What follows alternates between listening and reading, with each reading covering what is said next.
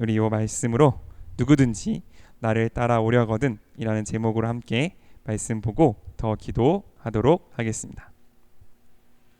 오늘 이제 이전까지 굉장히 예수님의 사역들이 많이 일어났습니다. 특히 우리가 지난주에 같이 봤던 예수님 사역의 어떤 그 하이라이트라고 할 수 있었던 오병이어의 기적 사건도 지나가고, 예수님께서는 그럼 쉬시는 시간에 뭘 하셨을까라는 걸 우리는 이제 생각해 보게 되는 거죠. 큰 사역들, 제자들을 파송해서 단기 선교 보내시고 그 이후에 커다란 사람들과 함께 먹으면서 이제 말씀을 나누는, 우리로 지금 치면 커다란 집회쯤 되는 사역이겠죠. 이제 그런 것들을 하시면서 그걸 하신 후에 예수님은 뭘 하실까라는 것들을 우리는 보게 됩니다. 그래서 18절에 뭐라고 되어 있냐면 예수님이 혼자 기도하고 계시는데 라고 되어 있습니다.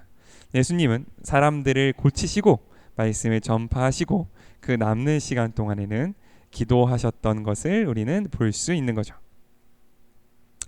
생각해보면 이건 굉장히 이상한 일입니다.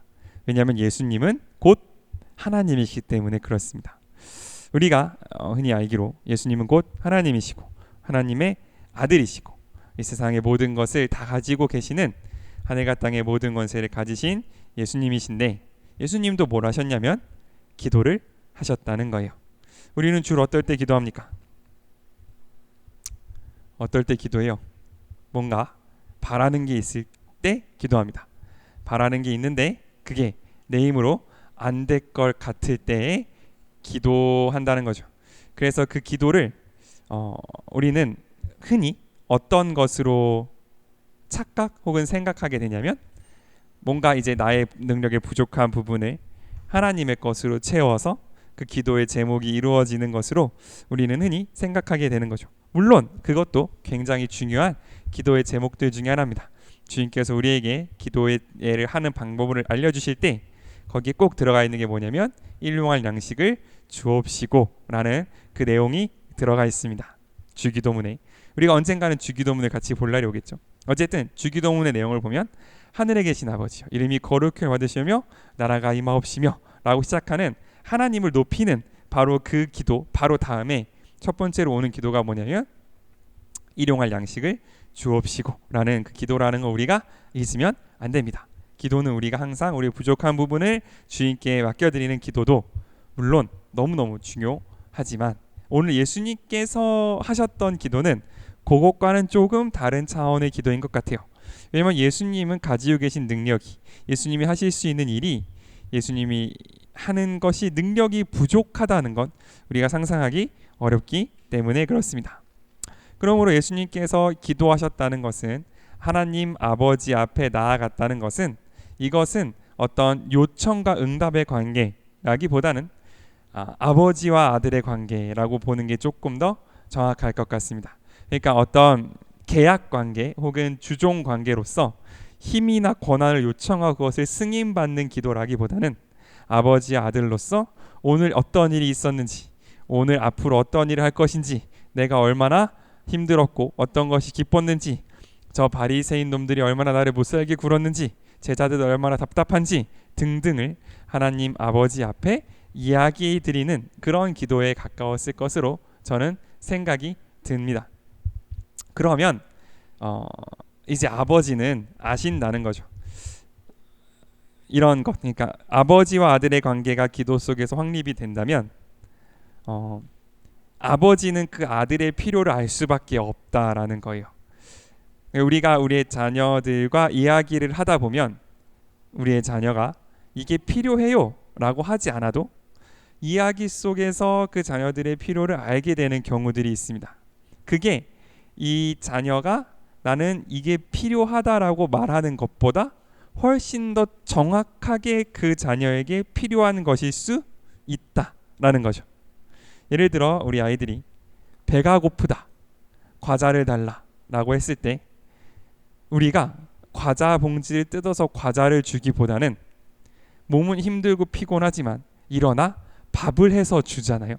그게 아이들에게 더 정확한 필요를 공급하는 것이라는 거죠. 그 아이가 와서 난 이게 필요합니다 라고 말한 것보다 아이와 우리 관계 안에서 서로 소통이 되고 관계가 맺어질 때 우리가 줄 수 있는 게 그 아이에게 훨씬 더 필요한 것인 것처럼 예수님과 우리의 관계, 하나님과 우리의 관계도 하나님 나에게 필요한데요. 물론 이것도 너무너무 중요한 기도의 제목이지만 하나님과 나의 관계가 아버지와 아들의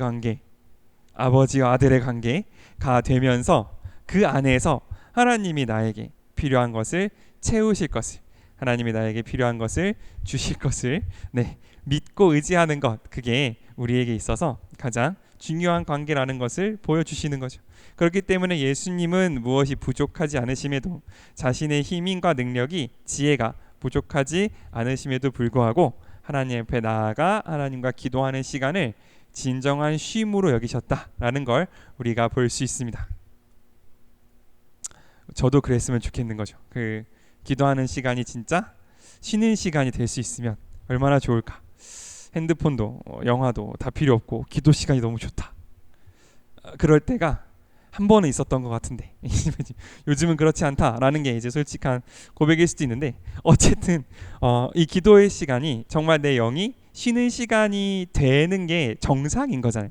그게 원래 맞는 거고, 이 기도의 시간이 하나님과 소통하는 시간이 나의 어떤 근심과 걱정을 내려놓을 수 있는 시간이 되는 게 맞는 건데, 혹시 그렇지 못하다면, 기도가 그저 의무거나 혹은 어떤 원망을 쏟아놓는 시간에서 멈추고만 있다면 우리가 한번 점검해 봐야 될 제목이 있습니다. 그 점검해 봐야 될 제목이 뭐냐면 예수님이 말씀하시는 거예요. 18절 후반절에 이렇게 말합니다. 사람들이 나를 누구라고 하느냐. 이거를 한번 점검해 봐야 됩니다. 그리고 20절에 너희는 나를 누구라고 하느냐. 이거를 점검해 봐야 내가 하나님과 나의 관계가 어떻게 이어지는지를 알 수 있다는 거죠. 사실 이것, 너희는 나를 누구라고 하느냐, 예수님을 누구라고 하느냐는 우리가 평생을 살아감에 있어서 대답해야 되는 가장 중요한 질문입니다. 이게 어떻게 내 대답이 나오느냐에 따라서 우리의 삶의 모습이 바뀔 거예요.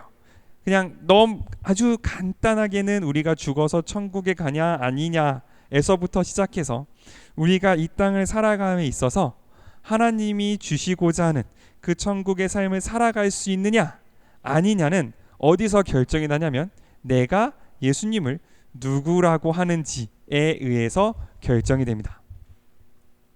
그거에 대한 답이 내가 예수님을 대하는 방식일 거고, 그 예수님을 대하는 방식이 어떠하냐에 따라서 내가 예수님을 따라갈 수도 있는 거고, 혹은 내가 예수님을 마음 아프게 할 수도 있다라는 걸 우리는 꼭 기억할 수 있으면 좋겠습니다.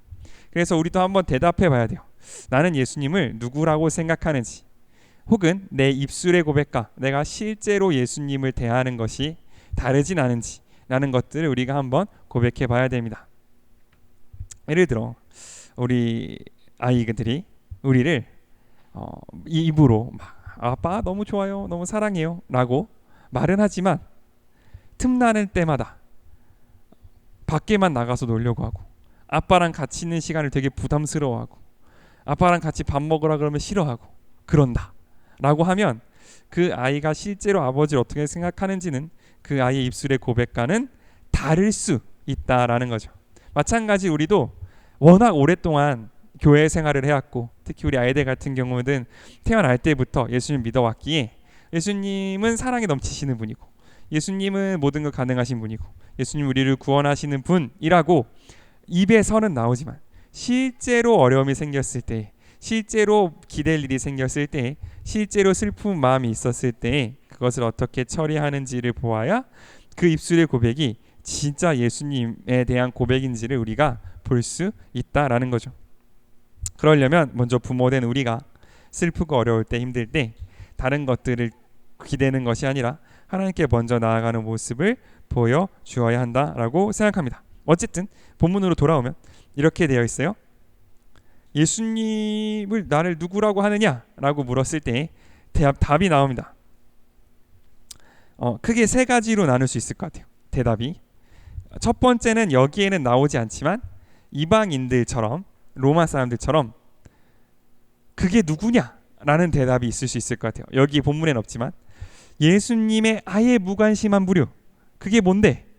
뭐야 그게? 라고 대답할 수밖에 없는 신 혹은 하나님에 대한 개념이 아예 없는 사람들이 예수님을 놓고 대답하는 부류가 한 부류가 있을 수 있을 것 같습니다. 그 다음에 두 번째 부류는 하나님을 알긴 하지만 정확히 누군지를 모르는 부류가 있어요. 그 사람들은 어떻게 말하냐면 이렇게 말합니다. 19절입니다. 우리 19절 한번 같이 읽겠습니다. 19절 시작. 그러자 제자들이 어떤 사람은 세례 요한이라 하고 어떤 사람은 엘리야라고 하며 또 어떤 사람은 옛 예언자들 중 한 사람이 살아났다고 말하기도 합니다 하고 대답하였다. 아멘. 이 사람들은 어렴풋한 감이 있는 거예요. 예수님 뭔가 대단한 분이신 것 같다. 예수님 뭔가 능력 있는 분 같고 예수님 뭔가 따라가면 좋은 말을 많이 들을 수 있는 분인 것 같다라는 감이 있는 사람들이 있는 부류가 여기 있습니다. 세례 요한은 누구냐면 우리가 익히 봤던 광야에서 외치는 소리였던 하나님을 섬기라고 말했던 사람이고, 엘리야가 여기 왜 나오냐면 우리가 구약 성경의 맨 마지막 말라기를 보면 말라기 중에서도 마지막에 하나님께서 뭐라고 말씀하시냐면 내가 엘리야를 다시 보내겠다. 그래서 이 메시아의 올 길을 예비하겠다라고 예언하시거든요. 그러므로 엘리야라는 거는 그냥 능력 있는 선지자라기보다는 이분은 뭔가 이 하나님 나라를 회복시키는 어떤 존재일 것이다 라는 이제 그런 이야기가 되는 거죠. 예, 선지자들 중 한 사람도 마찬가지 이야기고요. 요거를 조금 더 현대식으로 바꿔보면 예수님은 어떤 분이냐? 4대 성인 중에 한 사람, 이렇게 생각하는 사람들이 있어요. 예수님은 누구냐? 아주 서로 사랑하라고 하는 말을 했던, 서로 사랑하라고 말했던 좋은 철학자, 좋은 사상가 혹은 좋은 혁명가라고 생각하는 사람들이 있습니다. 이런 사람들은 예수님을 믿어야만 혹은 예수님께 나아가야만 천국 하나님의 나라의 삶에 이를 수 있다라는 그 사실은 인정하지 않지만, 그러나 우리가 보기에 좋은 것들, 예수님의 말씀 중에 내 양심에 합당한 것들은 취해서 나의 어떤 도덕, 나의 어떤 의로움, 나의 어떤 도덕적인 정결함을 더 강화시키는 쪽으로 하나님의 말씀을 골라 선택하는 자들이 여기에 속한다고 볼 수 있을 것 같습니다.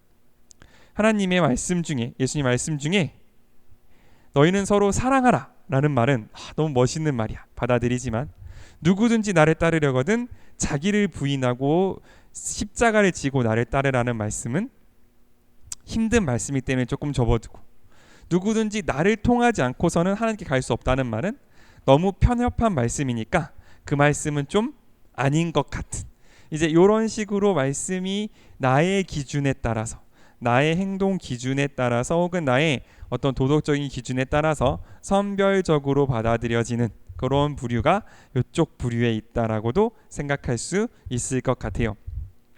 왜냐하면 이 당시의 사람들 그냥 단순히 엘리야, 선지자, 좋은 사람으로 그 예수님을 대한 사람들은 예수님께서 좋은 말을 해줄 때에는, 예수님께서 놀라운 기적을 보여주실 때에는 예수님을 따랐지만 십자가를 지시는 그 자리에 갈 때에는 예수님을 배신한 사람들이기 때문에 그렇습니다. 그러므로 우리가 주의해야 될 것은 혹시 이런 모습이 우리 가운데 있지 않는가라는 것들을 한번 생각해 봐야 되는 거죠. 우리를 사랑하시고 우리의 죄를 용서하시고 우리를 위해 십자가를 지시는 그분께서 우리에게 어떻게 명령하셨냐면 내가 너를 용서한 만큼 너도 다른 사람들을 용서하고 그 사람들에게 친절히 대하여 하나님의 법을 성취하라 라고 말씀하셨기 때문에, 내가 만약 하나님께서 나를 용서하셨다는 것에 대해서 감사하고 있다면 나도 내가 내 힘으로 용서할 수 없는 사람들을 용서하게 해달라고 하나님께 또한 기도할 수 있는 우리가 되어야 한다라는 거죠. 그러나 하나님께서 나를 용서하셨다는 거는 너무 기쁘게 받아들이겠는데, 그러므로 그 사랑으로 다른 사람을 용서해야 하는 건 너무 힘든 저 같은 사람들은 예수님을 따르는 게 정말 힘들고 어려운 길이 될 수도 있겠고, 때로는 그런 마음을, 어떤 나약함을 가진 사람들은 진짜 믿음을 지켜야 할 때, 그러니까 예수님께서 십자가를 지시고 그 십자가가 나에게도 다가오는 그때에 주저하고 두려워하고 때로는 뒤로 물러서는 그런 실수를 범할 수도 있다라는 걸 우리가 꼭 기억할 수 있으면 좋겠습니다. 마지막으로 예수님을 정확히 알게 된 아는 부류가 있습니다. 우리 20절 한번 같이 읽을까요? 20절입니다. 20절 시작. 그러면 너희는 나를 누구라고 생각하느냐 하고 예수님이 대시 묻자.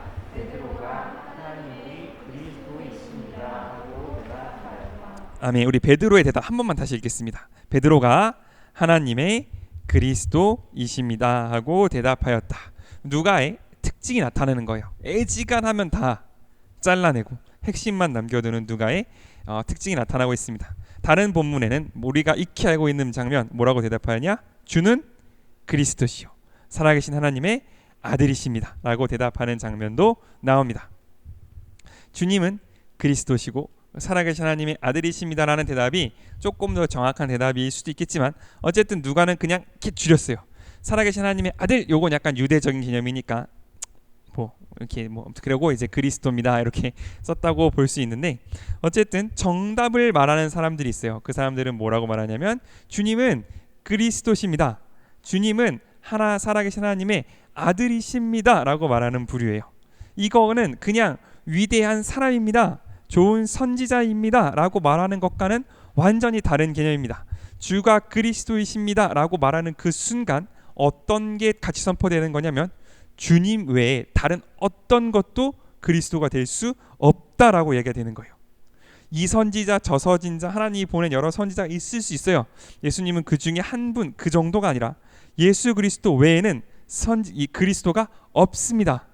당신은 살아계신 하나님의 아들이십니다 라고 말하는 순간 당신 외에는 그 어떤 존재도 하나님의 아들일 수 없다라는 고백이 여기에 같이 들어가 있는 거예요.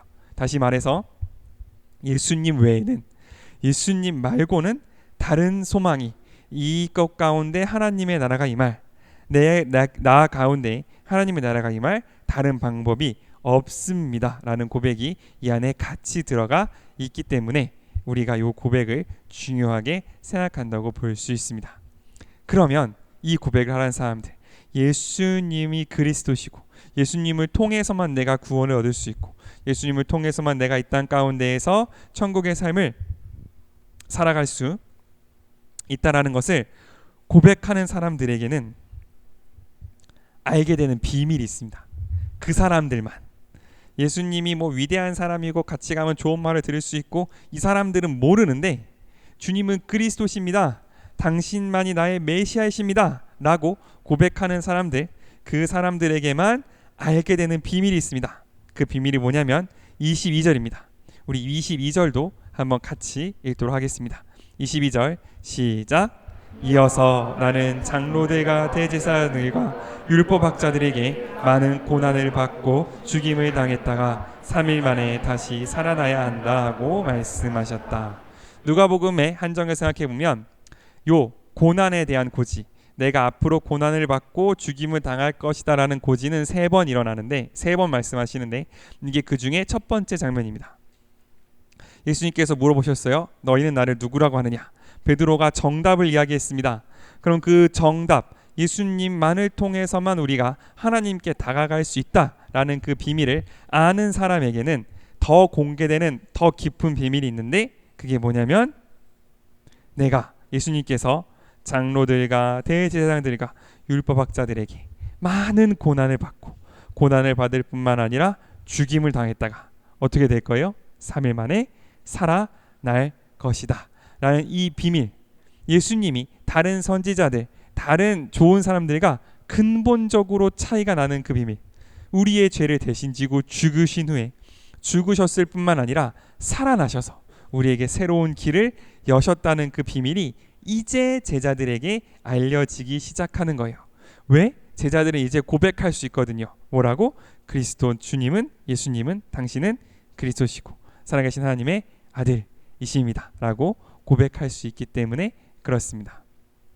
물론 제자들이 이 뒤에 이 고백을 신실하게 지켰느냐 하면 그렇지 못한 장면을 우리가 성경 곳곳에서 발견할 수 있습니다. 그러나 예수님께서는 제자들이 앞으로 그 후로 이 고백에 얼마나 합당하게 살아낼 것이냐, 한 번의 흠도 없이 이 고백을 완벽히 믿고 이해했느냐에 중점을 두신 것이 아니라, 그럼에도 불구하고 제자들의 입술 가운데에서 스스로 하나님이 우리의 구원이 되신다는 그 고백이 나오는 것을 보시고 거기에 아멘하시고 거기에 소망을 두시고 하나님 나라의 비밀을 제자들에게 보여주신 것을 우리는 볼 수 있습니다.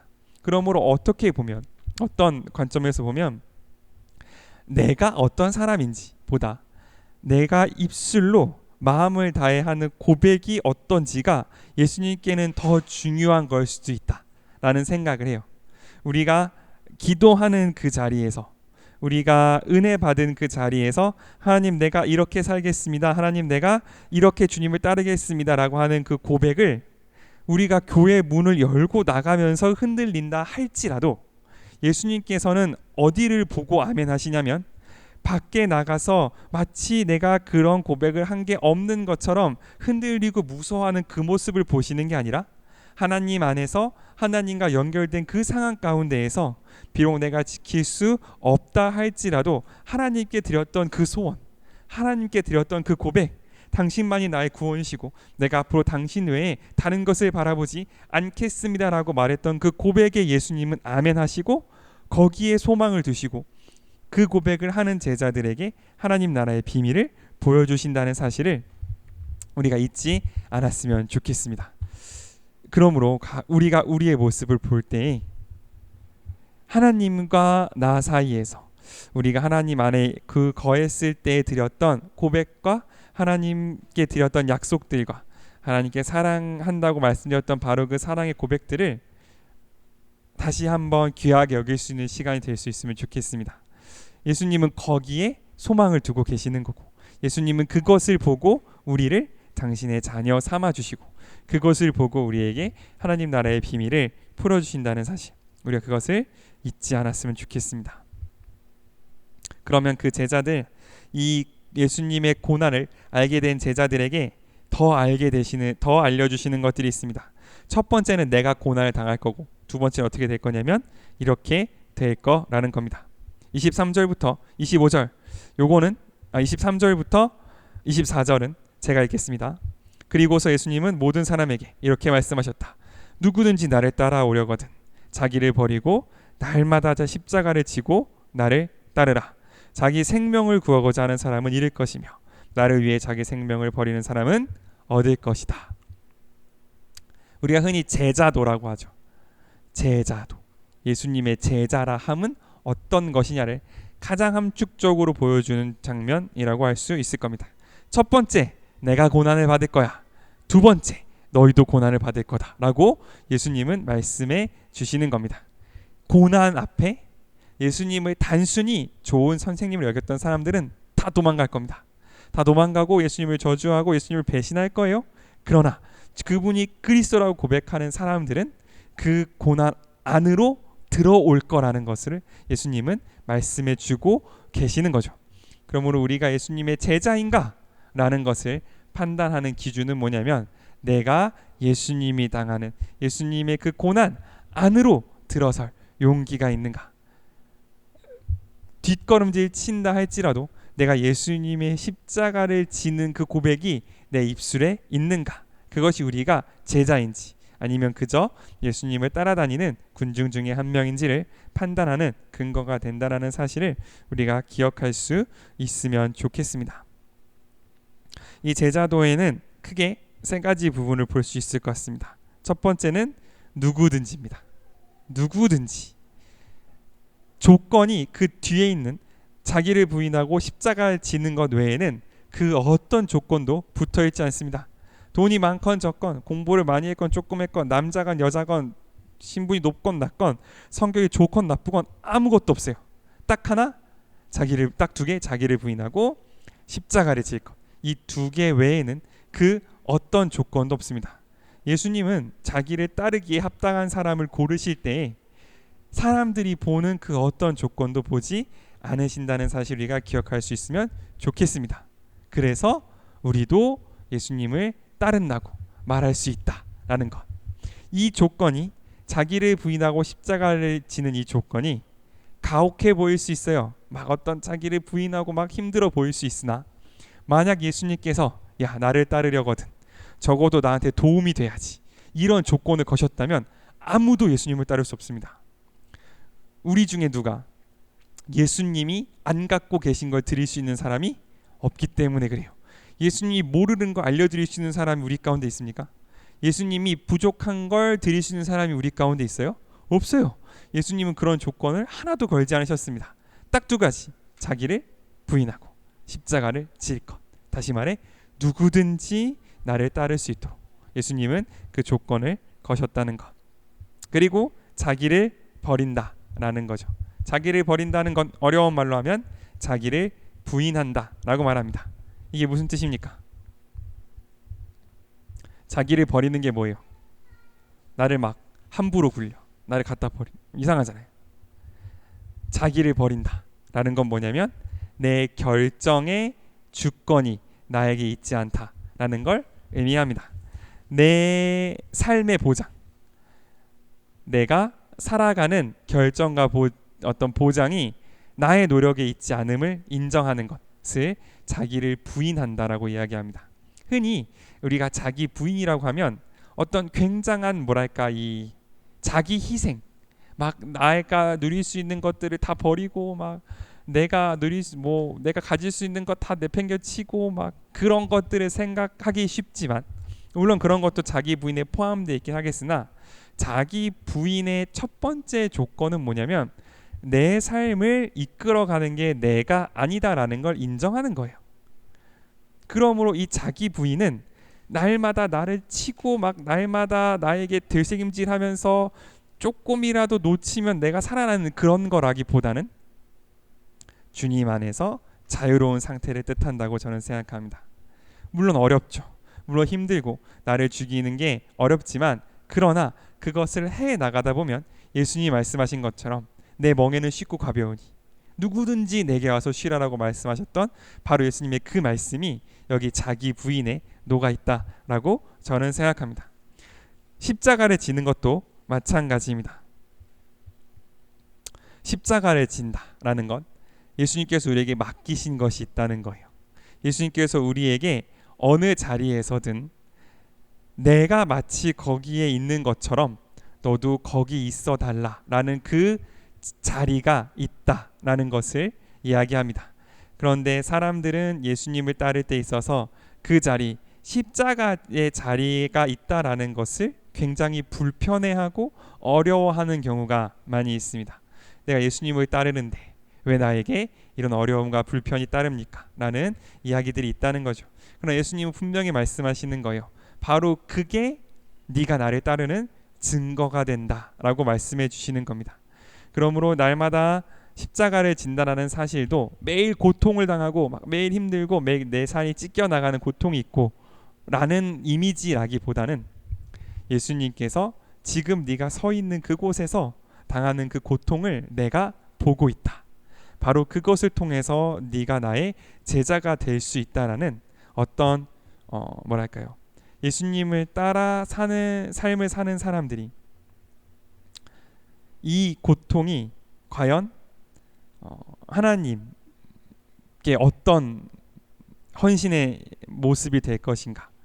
내가 지금 이 자리에서 견딜고 힘들고 하는 이것이 과연 이게 내가 하나님과 무슨 상관인가라는 의문이 있을 때 바로 그 자리에서 나의 이름으로 참고, 바로 그 자리에서 나의 이름으로 인내하고, 바로 그 자리에서 나의 이름으로 용서하고, 바로 그 자리에서 나의 이름으로 평화를 선포하는 그것이 바로 나를 따르는 길이다라고 이야기해주는 것이라고 저는 생각합니다.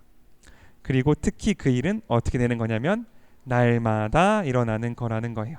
매일매일 네가 있는 그 자리, 매일매일 네가 예수님의 이름으로, 내가 예수님의 이름으로 사랑하고 용서하는 그것들이 십자가가 되는 것이고, 바로 그것이 나를 따르는 길이 된다라고 예수님은 우리를 끌어안고 계신다라고 저는 생각합니다.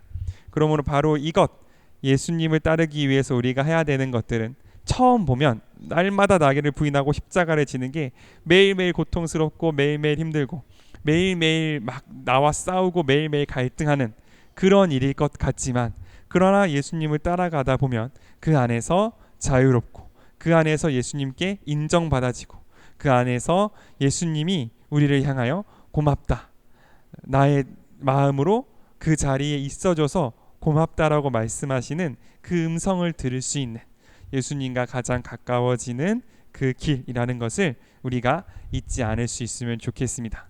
예수님 우리에게 가장 좋은 것을 주시고 예수님 우리에게 가장 친밀한 관계를 주시고자 예수님은 우리에게 이런 제자도를 주셨다는 사실, 우리가 그것을 잊지 않을 수 있으면 좋겠습니다. 마지막으로 한 가지만 봤으면 좋겠어요. 그런데 해야 될 것이 있어요. 그게 뭐냐면 21절입니다.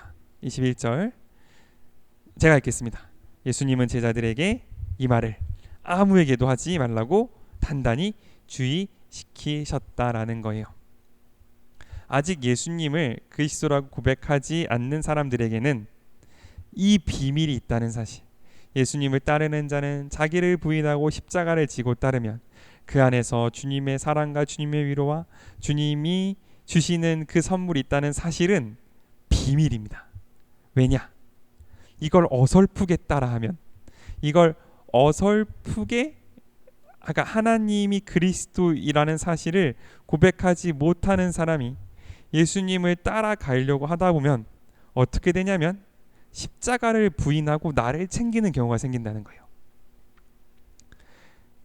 아직 그리스도가 누구신지 알지 못하는 사람들, 예수님이 나의 구원자라고 고백하지 못하는 사람들이 이 제자의 삶이 멋있어 보이고 이 어떤 이걸 고난을 감내하는 삶이 좋아 보여서 그걸 흉내내고자 하면 어떤 일이 생기냐면 십자가를 부인하고 나를 챙기는 일, 그 고난마저도 나의 어떤 훈장으로, 그 어떤 예수님을 따르는 그 길마저도 나의 어떤 뭐랄까요, 이 상급으로 삼는 그런 일들이 충분히 벌어질 수 있다라고 예수님 이야기하신다고 저는 생각합니다. 그러므로 우리가 꼭 생각해야 돼요. 예수님을 따르는 그 길 가운데 우리는 얼마나 겸손하게 나아가고 있는가. 내가 마치 내가 하나님인 것처럼 다른 사람들의 헌신과 다른 사람들이 예수님을 사랑하는 방식을 판단하고 있지는 않은지, 혹은 내가 마치 예수님인 것처럼 내 삶에서 이때의 이런 도움이, 내 삶에서 요때에 이런 도우심이 있지 않으면 하나님이 나를 사랑하지 않는다고 판단하고 있는 것은 아닌지, 우리가 혹시라도 주님을 따른다는 핑계로 나의 것을, 나를 챙기고 십자가를 버리고 있지 않는지를 우리는 꼭 두려운 마음으로 돌아봐야 한다라고 저는 생각합니다. 그것은 간단한 것 같아요. 그걸 알 수 있는 방법, 아까 말씀드린 것처럼 고난 앞에 서는 것, 그 고난 가운데에서 하나님의 뜻을 찾아낼 때까지 우리가 하나님을 신뢰하고 사랑할 수 있는지가 바로 그것을 구별할 수 있는 가장 좋은 방법이라고 저는 생각합니다.